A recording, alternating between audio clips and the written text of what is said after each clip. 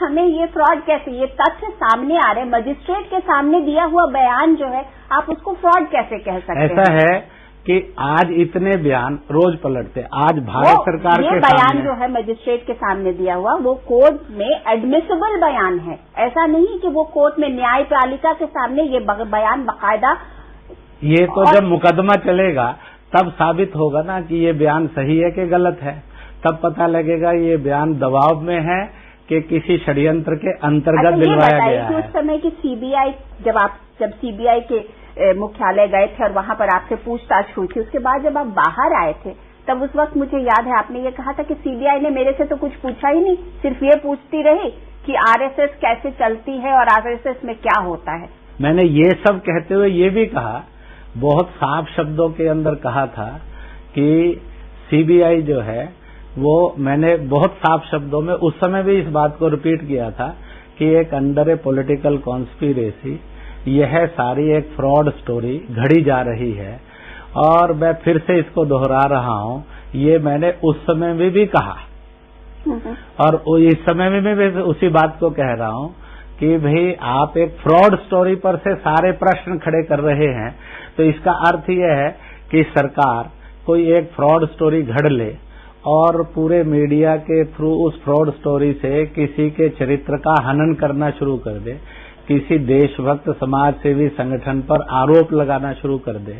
ये तो बड़ा दुर्भाग्यपूर्ण है। लेकिन आपको नहीं लगता कि इसमें सरकार कहाँ आ रही है इंद्रेश जी? ये तो असीमानंद का बयान है, ये सरकार तो नहीं कह रही है ना कि भाई ये फ्रॉड है या क्या है। सरकार ने तो ये कुछ भी नहीं कहा, इन्होंने कोई चार्जशीट नहीं की है। ये असीमानंद का बयान है जो एक मजिस्ट्रेट के सामने है। और ऐसा नहीं असीमानंद भागे हुए थे, वो असीमानंद जो आपका संगठन चलाते थे, वो किसी और का संगठन नहीं। हर किसी को पता है कि वनवासी कल्याण केंद्र आरएसएस के लार्जर परिवार का एक अंग है, उसको असीमानंद चलाते थे। ऐसा है कि आप बहुत गलत फहमी में हैं। असीमानंद उसको चलाने वाले नहीं थे, उसके किसी एक ट्रस्ट के अंदर वो भी एक सदस्य थे, इसलिए तो वो सारे का, इसका मतलब ये नहीं होता है कि दुकान आपकी है, उस दुकान पर चार समर्थक आकर बैठते हैं।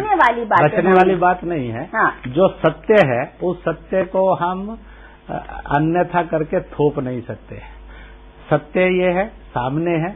वनवासी कल्याण आश्रम ने कहा भी है कि थे वो, परंतु बाद में उन्होंने हमसे अलग कर लिया था क्योंकि उनको लगता था कि भाई इनसे नहीं है। ऐसे जिन लोगों ने वो जितने सारे लोग थे जो कि कहीं न कहीं आपसे जुड़े हुए थे या संघ परिवार से जुड़े हुए थे, आज आप लोग सब मिलकर उन सबको दरकिनार कर रहे हैं। ऐसा है कि ये गलत फहमी है।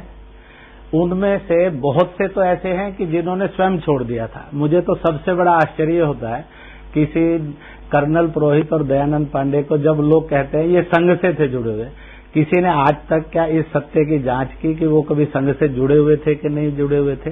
वो संघ के स्वयंसेवक भी कभी रहे कि नहीं रहे? किसी ने इसकी जांच की? अच्छा, ये बताइए। और इसलिए बहुत साफ बताया कि वो नहीं थे।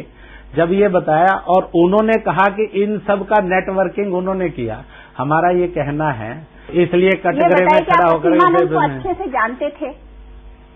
ऐसे सामान्य परिचय था। जब मैं शबरी कुंभ में गया था तो उस समय में देखा मैंने संत को और परिचय। 2005 में आप उनके आश्रम में भी गए थे? मुझे शबरी कुंभ में मैं गया था बस। हाँ। आप गुजरात में जो डांग में उनका आश्रम है, इसलिए मैंने बताया कि आप पूछेंगे इस समय में गया।